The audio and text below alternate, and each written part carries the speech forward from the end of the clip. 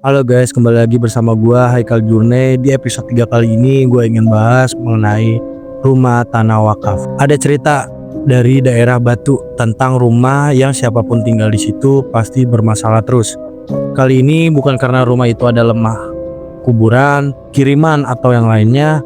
Ya, tapi rumah itu ternyata rumah memiliki asal-usul yang serem.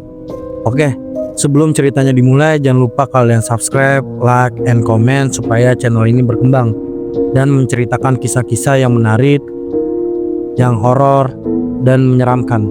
Jadi, pemiliknya saat itu adalah Pak Wawan dan Ibu Dea. Mereka itu punya anak dua, namanya Lia dan Linda. Mereka membeli rumah itu masih beberapa bulan yang lalu.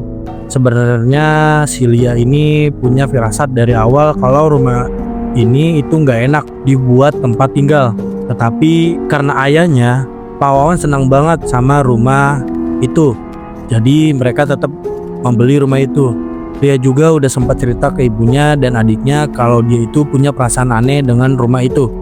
Tetapi ibu dan adiknya hanya menganggap kalau Lia nggak kerasan. Jadi dia pindahan kan saat itu. Beberapa perabotan sudah dimasuki seperti kasur, lemari, sofa, dan lain-lain. Rumah ini dibangunnya 2 lantai, lumayan luas, halamannya depan. Lia itu kebetulan kamarnya ada di atas, berdekatan sama kamar Linda. Lia menata beberapa bukunya ke dalam kardus dan membawanya ke atas. Gak kerasa apa-apa saat itu soalnya juga masih siang.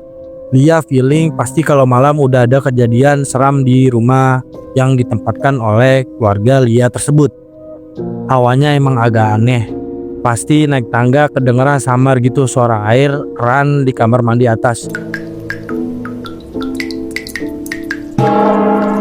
Pikiran Lia juga si Linda gak kelihatan di bawah, pasti di atas lagi mandi.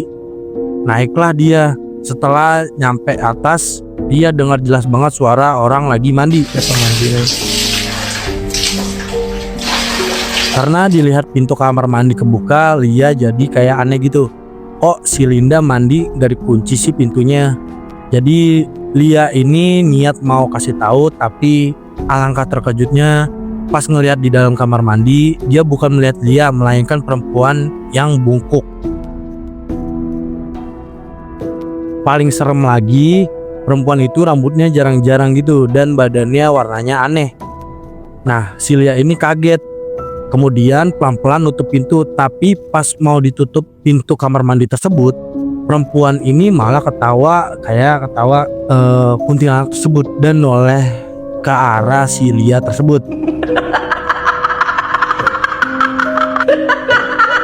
Dia teriak ketakutan habis melihat perempuan aneh itu. Habis itu Linda, mamanya, dan ayahnya ke atas terus ngelihat Lia yang sudah teriak-teriak nggak terkontrol.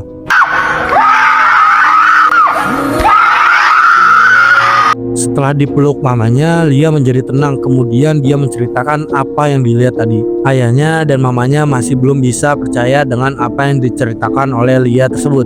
Tetapi untuk Linda, dia meyakini perkataan kakaknya tersebut. Hal itu dikarenakan Linda juga mengalami kejadian aneh. Setelah kakaknya melihat perempuan misterius mandi di kamar mandi rumah tersebut, Linda itu jualan online gitu, makanan. Pas suatu hari dia dapat orderan yang diambil sama Pak Kurir. Udah dikasih alamat lengkap dan juga tanda-tanda alamat rumahnya. Pak Kurir itu kebingungan saat nyampe di alamat yang dikasih Linda. Katanya dia nggak nemu rumah yang dituju, malah katanya dia melihat lokasi makam keramat gitu yang dikelilingi tembok kayu. Linda yang kebingungan karena kurir mengatakan bahwa alamat rumahnya yang dituju seperti itu, ikut bingung juga. Linda sudah keluar rumah namun tidak menemukan si kurir. Akhirnya dia juga menceritakan hal aneh tersebut kepada mama dan ayahnya. Namun mereka berdua masih tetap menganggap kalau anak-anaknya belum bisa membaur dengan lingkungan rumah yang ditempatinya sekarang. Lia dan Linda hanya bisa mengendus pelan.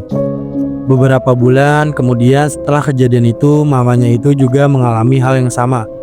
Pas malam hari, mamanya itu lapar dan mau masak mie dan goreng telur. Jadi pas bangun ke dapur, Nah, waktunya nyampe ruang tengah, mamanya ini dengar kayak orang rame di dapur. Padahal sebelumnya nggak pernah mamanya mengalami kejadian aneh. Dengar suara seperti itu, mamanya itu jalan pelan dan mencoba mengintip. Kok ada suara kayak ibu-ibu sedang berisik, sedang ngobrol, kayak ada hajatan gitu loh di dapur. Ucap mamanya Lia dan Linda tersebut. Dan mendengar suara tersebut, suara pisau dan piring juga terdengar berbunyi, berisik dan gaduh. Akhirnya pas ngintip dan nyalain lampu dapur, hal yang mengagetkan dan masih belum dipercaya sama mamanya itu, pas melihat ke arah dapur, lampunya nyala. Mamanya itu melihat benda pisau, piring, garpu, sendok melayang, kemudian berjatuh bersamaan saat menyalakan lampu. Gak jadi lapar, mamanya itu kemudian berteriak sampai semua itu bangun. Si Linda, Lia, dan ayahnya itu semuanya bangun mendengar mamanya tersebut berteriak. Keesokan harinya itu mamanya menceritakan ke suaminya, tapi nggak tahu kenapa sejak bercerita itu mereka berdua itu sering bertengkar. Ada aja masalahnya. Akhirnya suatu hari ibunya itu diajak pengajian sama salah satu tetangganya, yaitu bernama Budila. Nah, kebetulan Budila ini warga lama kampung tersebut.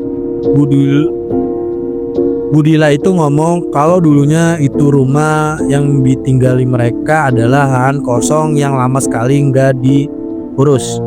Dulu sebelum Pak Jito bangun rumah itu, yang pemilik rumah sebelumnya, tanah itu adalah tanah sengketa antara saudara. Padahal sudah jelas kalau nama surat milik dari tanah itu adalah Pak Tono, saudara kandung Pak Jito. Karena dimusuhi, kemudian Pak Tono ini katanya ijab kalau tanah itu diwakafkan untuk tanah kuburan warga sini. Tapi Pak Jito nggak terima karena dia ngaku kalau tanah itu diwariskan kepadanya. Akhirnya karena Pak Tono nggak suka adanya ribut besar, jadi Pak Tono hanya pasrah dan membiarkan Pak Jito mau sesuka hati ngapain aja sama tanah tersebut. Pak Tono memilih pindah jauh keluar daerah. Setelah itu tiba-tiba saja tidak ada angin, tidak ada hujan.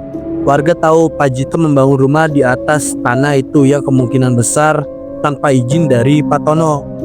Setelah rumah berdiri dan siap huni, Pak Jito memboyong semua keluarganya, anak, mertua, dan istrinya tinggal di sana.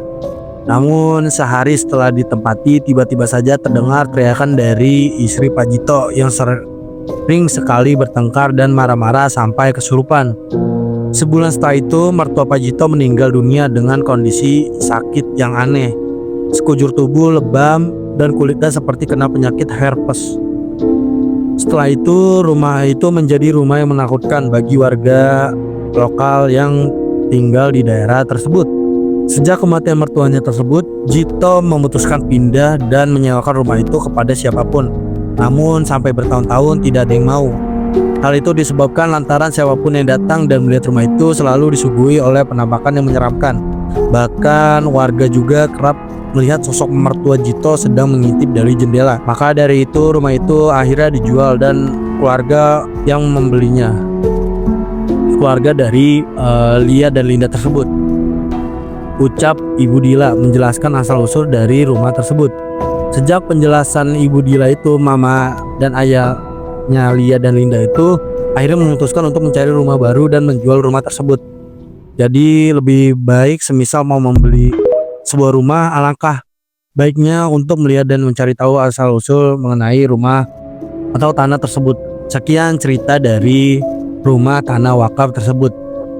Buat kalian yang emang lagi nyari rumah, nyari tanah, lebih baik cari tahu asal-usul dari rumah atau tanah tersebut biar tidak terjadi apa-apa yang tertimpa untuk keluarga kamu. Terima kasih udah mendengar ceritanya. Sampai jumpa di episode berikutnya. Thanks for watching.